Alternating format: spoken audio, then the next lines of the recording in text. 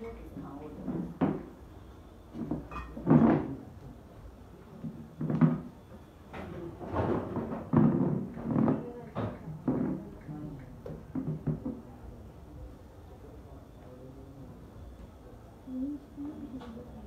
गम गणपते नमः। माँ श्री स्वामी समर्थ जय जय स्वामी समर्थ। सद्गुरु स्वामी समर्थ जय जय स्वामी समर्थ। माँ श्री स्वामी समर्थ जय जय स्वामी समर्थ। सद्गुरु स्वामी समर्थ जय जय स्वामी समर्थ। जय जय स्वामी समर्थ। जय जय स्वामी समर्थ। आत्मदर्शन ओम राम श्री स्वामी समर्थाय नमो नमः। ओम राम श्री स्वामी समर्थाय नमो नमः। ओम राम श्री स्वामी समर्थाय नमो नमः। ओम राम श्री स्वामी समर्थाय नमो नमः। नमो नमः। नमो नमः। ओम श्री स्वामी समर्थ। ओम श्री स्वामी समर्थ। ओम श्री स्वामी समर्थ। ओम श्री स्वामी समर्थ। ओम श्री स्वामी समर्थ। ओम श्री स्वामी समर्थ। ओम श्री स्वामी समर्थ। ओम श्री स्वामी समर्थ। ओम श्री स्वामी समर्थ। ओम ब्रह्मणे नमः। ओम ब्रह्मणे नमः। ओम ब्रह्मणे नमः। ओम ब्रह्मणे नमः। ओम ब्रह्मणे नमः। ओम ब्रह्मणे नमः। ओम ब्रह्मणे नमः। ओम ब्रह्मणे नमः।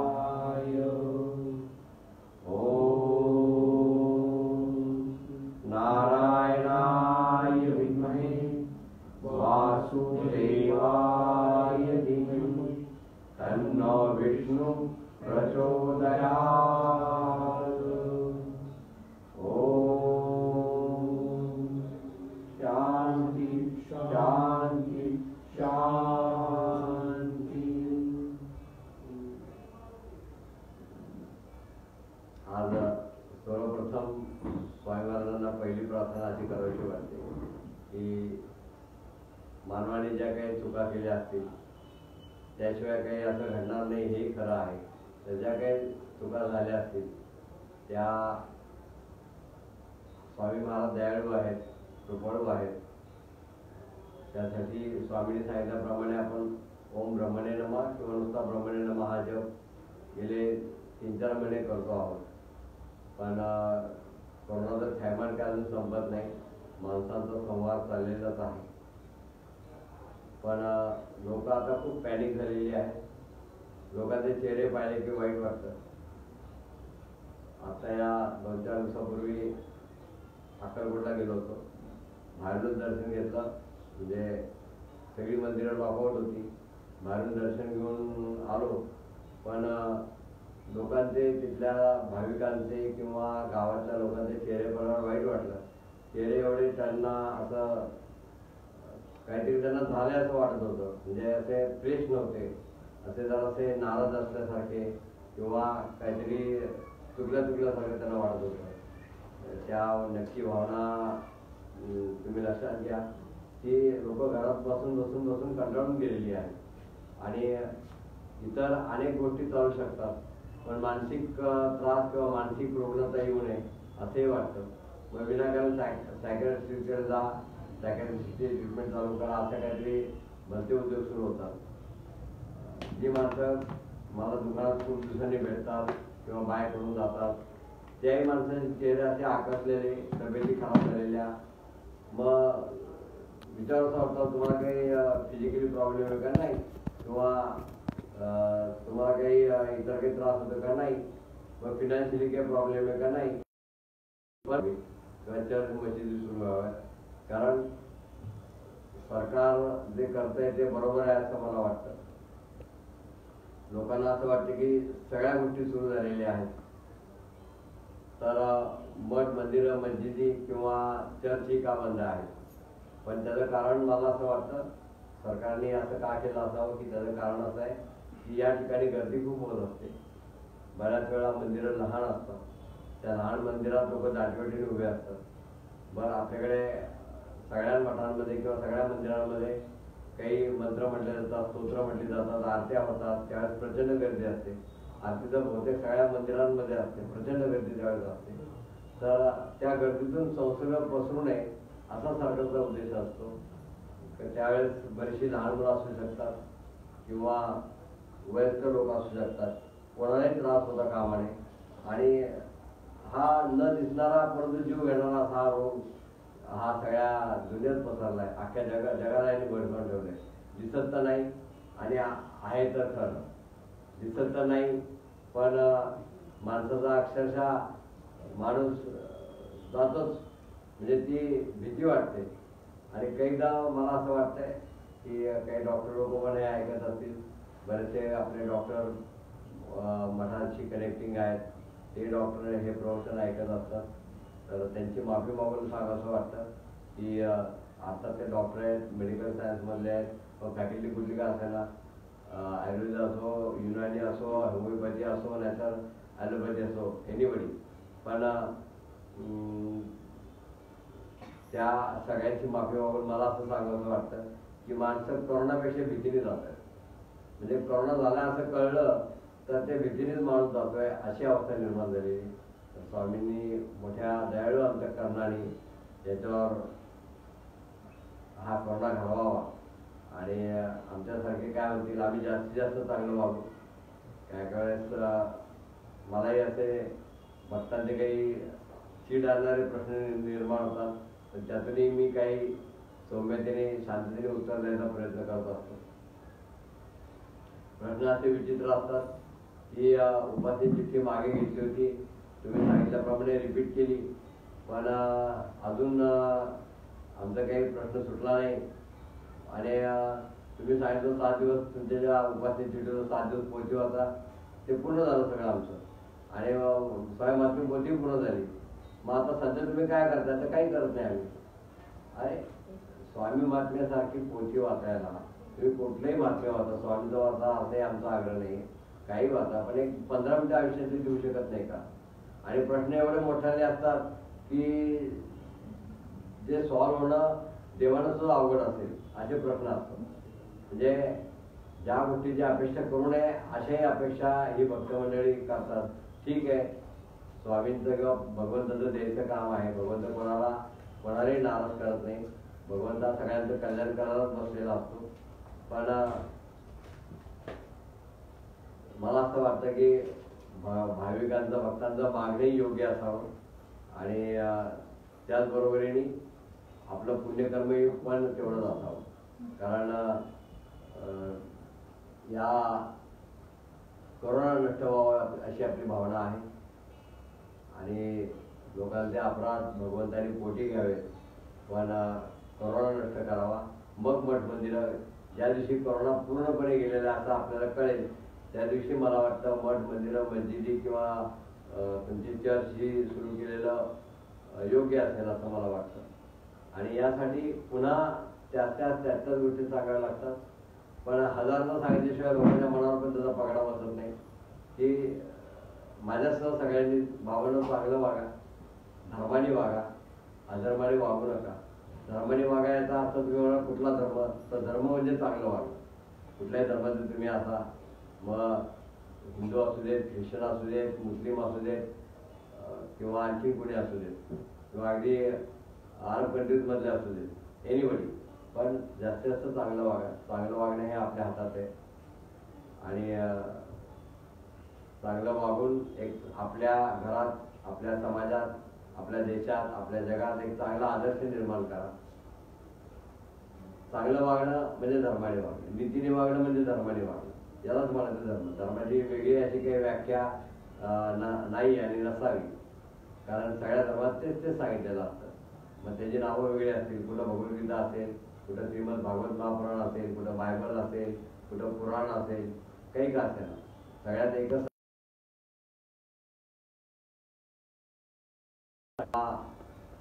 इतर कोणी दुखावलं जाईल. म्हणजे थोडक्यात मला असं सांगायचं की आपल्याकडे येणारा पैसा हा अत्यंत प्रामाणिकपणे कमावलेला कष्टाचा असावा. उगाच वेगळ्या मार्गाने पैसा आपल्या घरात घेऊ पण एक पैसा पण येऊ नये असं मला वाटतं. पूर्वी काय घडलं आपल्या आयुष्यात ते सोडून द्या, आजपासून याची अंमलबजावणी करा. की काय नाही मिळवेल ते कष्टाने मिळवलेलं असेल. माझ्याकडे 1 रुपया सुद्धा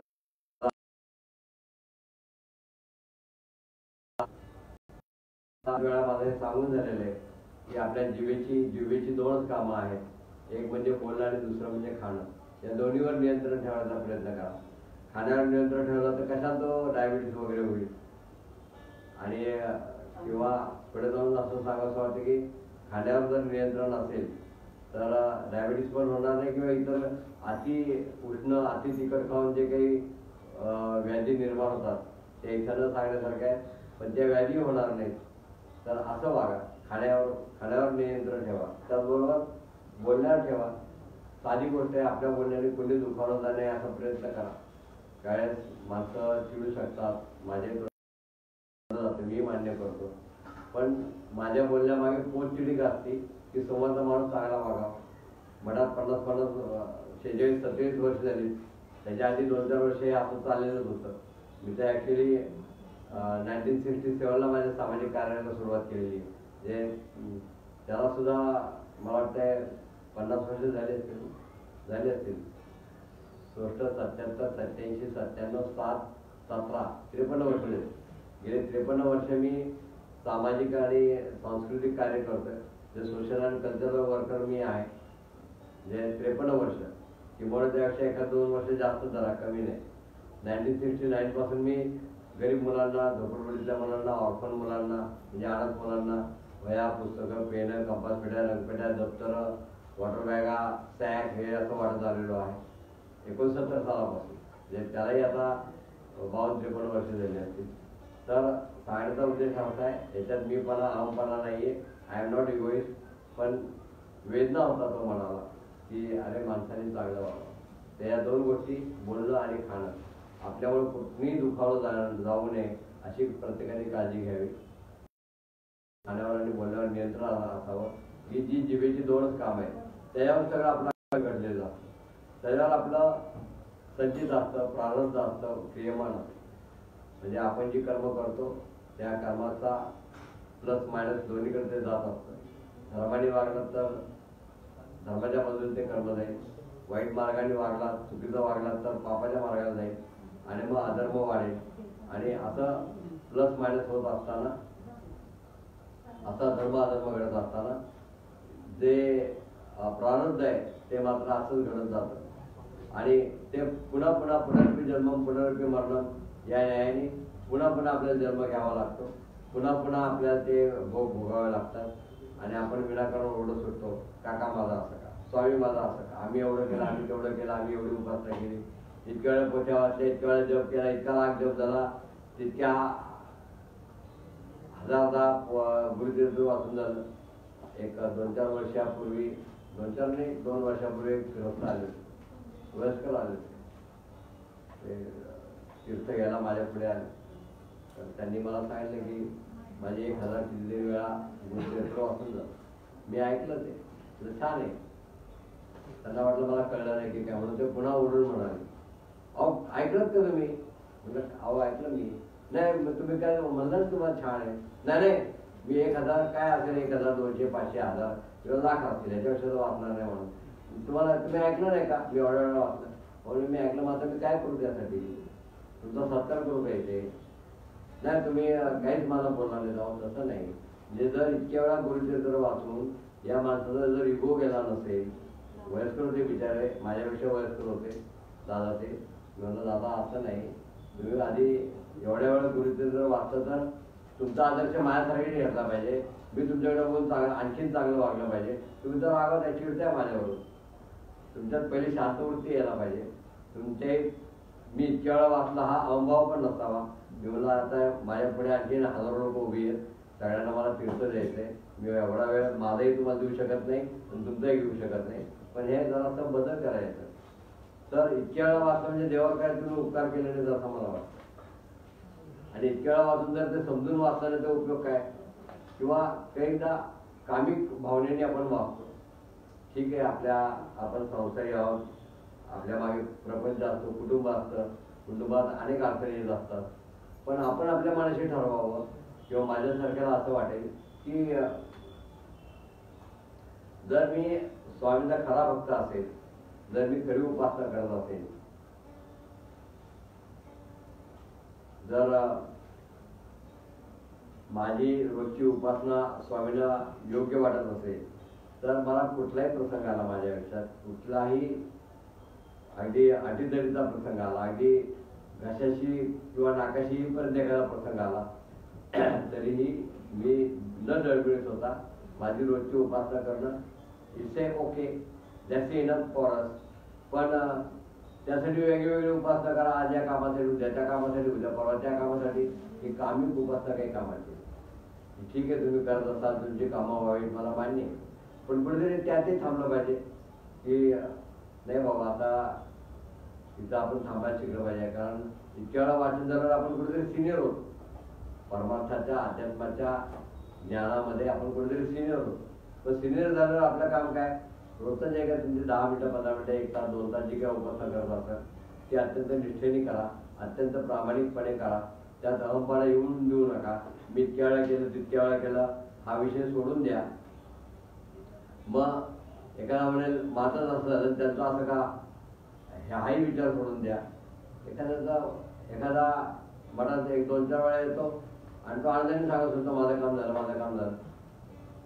त्याचा आधी तर काही त्याच्या पुण्याच्या राशी असतील, त्यामुळे तुझं काम करत असेल, पण ते काही विदिन 1 सेकंद होतं असं नाही. पुन्हा पुन्हा मला मागच्याच गोष्टी आठवत आहेत. माझ्यापुढे दुसरं सांगण्यासारखं त्याच्यापेक्षा चांगलं अजून काही नाही की तो मुलगा काल प्रेरित सर्प येऊन चावला. त्या मुलाने घरदार सोडलेला आहे आणि चालायला लागलेला आहे. कुठं चाललो माहीत नाही, वेळ, दिशा, काळ याचं काही ज्ञान नव्हतं.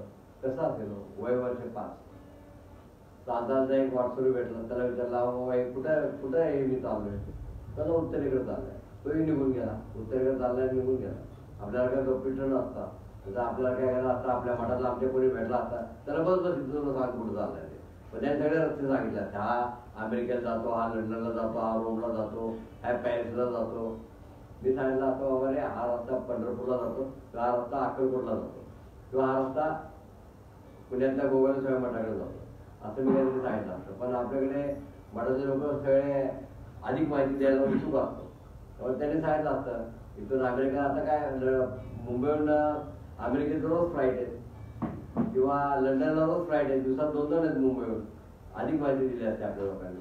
अशी अधिक माहिती देत वायफळ बरोबर करू नका. बोलायचं किती आधी ठरवतं, जे मला असं वाटतं ते मी गेल्या 4-5 वर्षात मी स्वतः शिकत आलेलो की एखादी गोष्ट समजा, एखादी गोष्ट घरात कोणाला तरी सांगायची, श्रीजाला सांगायची, आपणाला सांगायची, किंवा आमच्या सुनेला सांगायची, प्रज्ञाला सांगायची, तर मी आधी क्षणभर ती गोष्ट व्यक्त करण्याची विचार, ही गोष्ट सांगून उपयोग आहे का, तर मी बोलतो. त्या गोष्ट सांगून काय उपयोग होणार नसेल ते मी बोलत नाही. मला कदाचित मठातल्या लोकांना, घरच्यांना किंवा आणखी समाजातल्या काही लोकांना, मित्रांना वाटत असेल अरे प्रताप फारच कमी बोलायला लागलाय. कमी बोलणं हा उद्देश नाही. मला उशिरा काय होईना, 60 ओलांडल्यावर काय होईना कळलं की कितपत बोलावं. त्याला 60 वर्ष आयुष्यात मोजावी लागली. मग मी शिकलो, माझं मी शिकलो. आपण आपलं शिकत राहणं त्याला ज्ञान नसतं. उगाच लोकांनी 10 वेळा सांगून सुद्धा आपली न ऐकायची वृत्ती असते. एखादा प्रेमापोटी आमच्यासारखा वेळा सांगतो, अरे असं नाही, तसं नाही, तसं, अरे लवकर उठ, वेळ असला तर स्वामी नाही आहे. 10 वेळा सांगतो, 11 वेळा सांगायला बंद होतं. त्याला समजायला पाहिजे. पण जर 10 वेळाने 11 वेळा जरी सांगून झालं, अरे बाबा रे घरात कोणी जरी नसतं तरी तुझा तू लवकर उठत जा, स्वतःहून स्नान वगैरे करून लवकर आपला, तुला पटत नाही यायला वेळ झाला किंवा यायचं नसेल, वी ॲडमिटेड इट, पण तू घरात तरी लवकर उठून बाबा स्वामीची पोथी वाच किंवा एक उद्बत्ती व्हा, तेही करायचं नसेल एक कापराची वडी लाव, तेही करायचं नसेल नुसता नमस्कार कर. तर देवानेच आपल्या भगवद्गीतेत सांगितलेलं आहे की मला काहीच नको, मला तुझं काही म्हणजे काहीच नको, मला तुझी फुलं सुद्धा नको. तुझ्याकडे फुलं नसली तर पानं वा, कुठली वा, तुळशीचं व्हा असं नाही, पानं वा कुठली पण व्हा, आधी रानटी पानं व्हायला तरी मला झालं असं देव म्हणतो बरं का, मी नाही. मग देवच पुढं सांगतोय की यार ते नसलं ना तुम्हाला एक पळीवर पाणी घाल, बाद झालं. ते नसलं तर नुसते हात जोड, अजून देवाने आपल्यासाठी काय करायचं. तर पुन्हा तेच निवेदन मला सांगावं वाटतं की धर्माने वागा म्हणजे चांगलं वागा. तुम्हाला असं वाटेल मी हे कृत्य करतोय हे कोणाला माहीत नाहीये, मी लपून छपून करतोय किंवा अंधारात करतोय किंवा असं वाईट बोलायचं नाही, कोणावर टीका करायची नाही. पण काय करू, माझ्या तोंडात ते शब्द येतात आणि मी काहीतरी बोलून जातो, मग समाजातली काय माणसं दुखावली जातात, तेही वाईट वाटतं. कारण गेल्या काही प्रवचनामध्ये पोटतिडी काय असते की समाज, आपला मठ आपलं घर पहिलं, आपलं घर, मग आमची मित्रमंडळी, मग मठातले सगळे येणारे जाणारे सगळे 2 दिवस काही येतील नाही तर काही वर्षानुवर्ष येतील. पण या पोटतिडी काय असते, या सगळ्यांनी चांगलं वागावं. मग त्यासाठी मला काही गोष्टी बोलायला लागतात, पण त्याचे कमेंट्स होतात नंतर की काका आजकाल फार बोलायला लागलो. अरे काकाच्या मनात पोटतिडी घेऊन बोलतो काकाचा पार इथं एक थेंब पाण्याचं पीत नाही, 3-3 तास बोलतो, खडीचा खडा खात नाही, दोन्ही समोर ठेवतो, इमर्जन्सी काही लागलं तर तोंडावर टाकायला, पण तेही वेळ घालवत नाही मी किंवा त्याची मला आवश्यकता नाही. काय एवढं जीव तोडून ओढतो, काय मला पोरबाळा नाहीत का, कामधंदा नाही का, मला पैसा अप्रिय आहे का, मला लक्ष्मी कमवायची नाही, सगळं माझ्या पुढे आहे. जगाच्या अनेक गोष्टी माझ्या पुढे आहेत, त्या सगळ्या मी करू शकतो. I can done all things at any time at anywhere.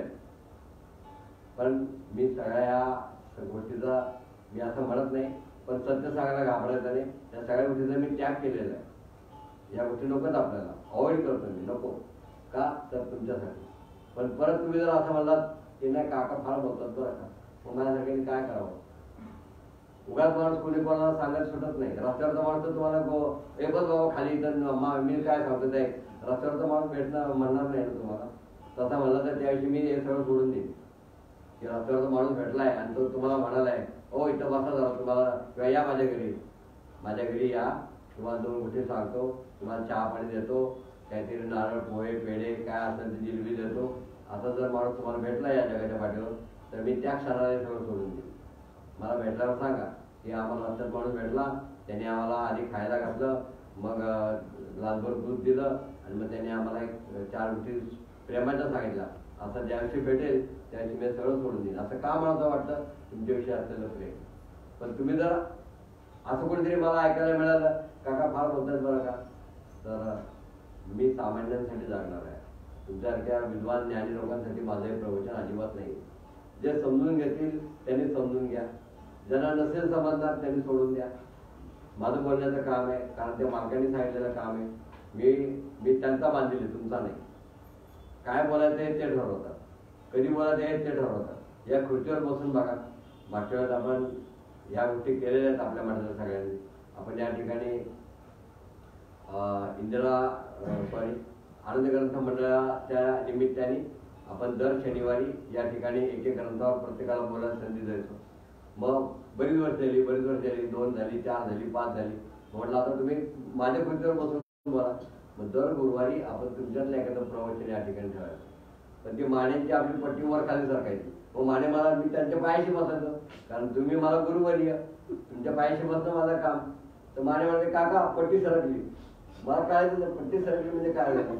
अहो ते कुठलं वाचत होतं मी, आता मी कसं सांगणार कुठलं वाचत होता. तर ती मानेची पट्टी मला जागेवर आणावं लागेल. म्हणजे मानेची पट्टी मला सारखीच जागेवर आणावं लागते. माने घरी बसून जास्त हसू नका, नाही तर ते हसता सगळं ते काय बरोबर काय ते खायला घेतात, मानेकाल भुकेले असतात बरं का. मग ते फाटकन फार दिवशी पाडायचं आणि ते वहिनी परत रागवतील काका आपलं काहीतरी करतात मला ते सारखं फडकेवून पुसावं लागतं. तर तसं काय करू नका, कारण माने बिचारे प्रामाणिकपणे दर गुरुवारचं प्रवचन औंधा कुठेतरी हायफाय सोसायटी बरं का, आम्ही आपल्या मंगळवार पेठेत राहणार आहे. सगळ्यांच्या दृष्टिकोनातून कुठल्या पेठेत राहतात ते सिटी एरियात राहतात ते मंगळवार पेठ म्हणजे लोकांना वाटतं आम्ही कुठं गलिच्छ वस्तीतच राहतो. बरं आमची आहे गलिच्छ वस्ती.